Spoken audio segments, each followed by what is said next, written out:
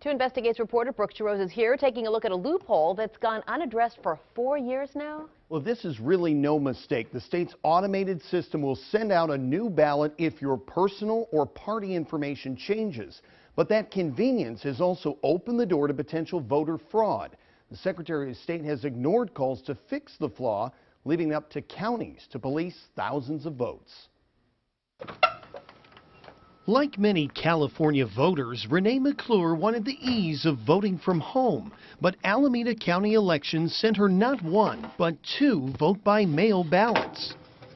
I was anticipating it because I do not trust this state and the voting practices. I was anticipating it, and it happened. A new ballot was triggered by the statewide voter registration system, all after she recently applied for a new California Real ID, changed the spelling of her name, and changed her political party preference. They're counting me as 2 people. Election safeguards are supposed to stop this or flag the original ballot.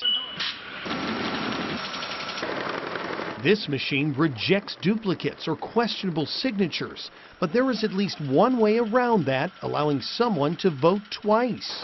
1 person double voting is wrong. It should be 1 vote, 1 person. It's hard to catch because the state gives voters the choice to vote by mail or at the polls and switch between the two.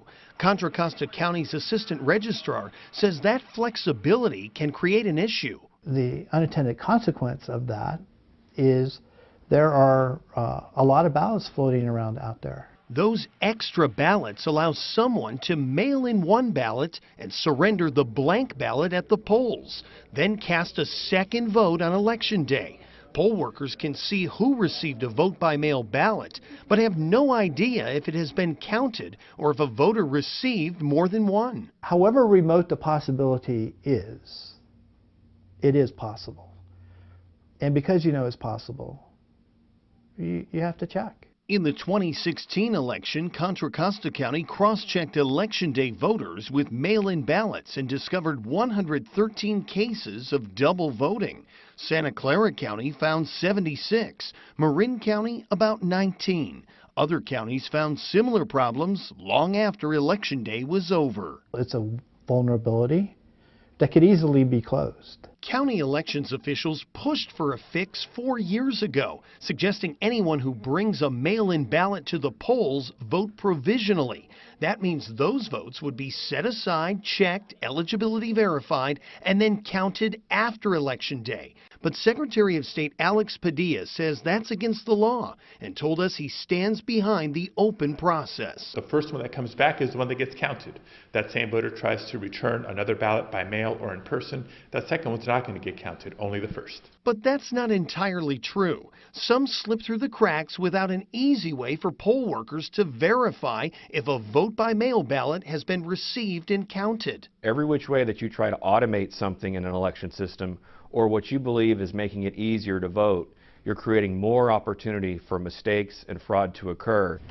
Logan Churchwell represents the Public Interest Legal Foundation, a nonprofit law firm aimed at improving election integrity. He blames the Secretary of State. Anyone that says that the system works fine, there's nothing to worry about here, they're essentially saying that voter fraud is the cost of doing democracy, and that's unacceptable in the year 2020. After more questions, the Secretary of State's office sent this letter to county elections officials, saying they should handle any issues themselves and figure out a way to electronically mark or separate out voters who request multiple ballots. But some counties argue it's too costly, too difficult, or creates more room for error. Instead, they're reactive, just trying to expose the double voting long after the election is over and turn the violators over to prosecutors. Well, I got my eyes on you. We're looking, we're checking. We take it very personally when people cheat or try to cheat. But for voters like McClure, this all just reaffirms her distrust in the election system and makes her believe the loophole will be exploited even more in this primary election. If they know what's going on and they let it happen, that's wrong. If they are aware this problem is existing, then they need to take care of it, not brush it under the rug. And that vulnerability still remains now, but 15 counties in California, including 3 in the Bay Area, are part of the new Voters' Choice Act program, which requires real-time computer access and can actually determine who has already voted. So that means in Napa, San Mateo, and Santa Clara counties, they have added protections in this year's election. They'll catch that, and double voting won't happen. You want to emphasize here, this is not a partisan issue. You know, this is a loophole. I've already gotten some people kind of blowing me up. Well, barking at you a little bit? Yeah, and I think it's important to note that both sides have come out and said, hey, the Secretary of State needs to address this and hasn't done this. We talk all the time about other countries interfering in our elections. Well, how about the person down the street who really wants their candidate elected, and they go and cast 2 ballots? That's just not fair. What are the penalties for doing that? I mean, you get in trouble for that, right? People can be prosecuted, but this takes years to do. And a lot of times we're seeing that people are only having to pay a large fine. But at that point, their vote has already been cast more than once, and it's been counted. All right, Brooks DeRose, appreciate it. Thank you, Brooks.